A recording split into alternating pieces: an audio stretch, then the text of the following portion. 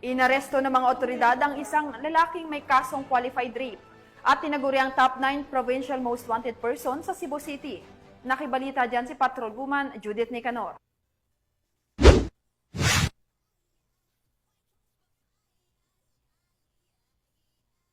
Sungan ang bagsaking may qualified rate turing in most wanted level ng sa Sitio Puras, Barangay Sambag 1, Cebu City nito lamang nakaraan. Kilala ni Police Major Mark Eric Cabaluna Papong, Acting Station Commander ng Police Station 2, Cebu City Police Office, ang suspect na si Joscoro, 42 anyos na residente ng GK Pasil, Malitbog, Southern Leyte. Ayon sa ulat, bandang alas 12:39 ng madaling araw nang maaresto ng kapulisan ng suspect sa bisa ng warrant of arrest para sa kasong qualified rape ng Article 266A, kaugnay sa Article 266B ng Revised Penal Code.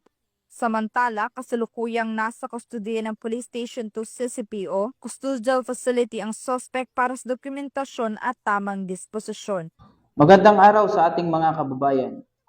Isang malaking tagumpay para sa ating kapulisan at sa buong komunidad ang pagkadakip ng isa sa mga ituturing na top 9 most wanted criminal provincial level na may kasong rape. Sa isang maingat na operasyon na isinagawa ng kapulisan ng Abiliana Police Station, Cebu City Police Office sa pakikipag-ugnayan ng mga lokal na otoridad at ng mga miyembro ng komunidad. Sa ngalan ng Abiliana Police Station, nais ko pong iparating ang ating taus-pusong pasasalamat sa mga mamamayan na patuloy na sumusuporta at nakikipagtulungan sa ating mga programa.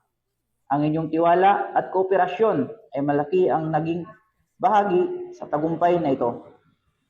Huwag po tayong mawala ng pag-asa at patuloy na magsama-sama upang mapanatili ang ating kaligtasan at kapayapaan. Maraming salamat po at magpatuloy tayo sa pagbuo ng isang mas ligtas at mas maayos na pamayanan.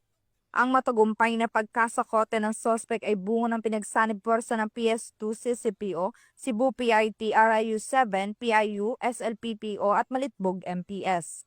Ang kapulisan ng Cebu City ay walang tigil sa pagsasagawa at pagpapaigting ng kampanya laban sa anumang uri ng kriminalidad upang masiguro ang kaayusan sa kanilang nasasakupan. Mula dito sa Cebu City, ako ang inyong Police News Network Correspondent, Patrol Woman Judith Nicanor, alagad ng batas, tagataguyod ng Balitang Pulis.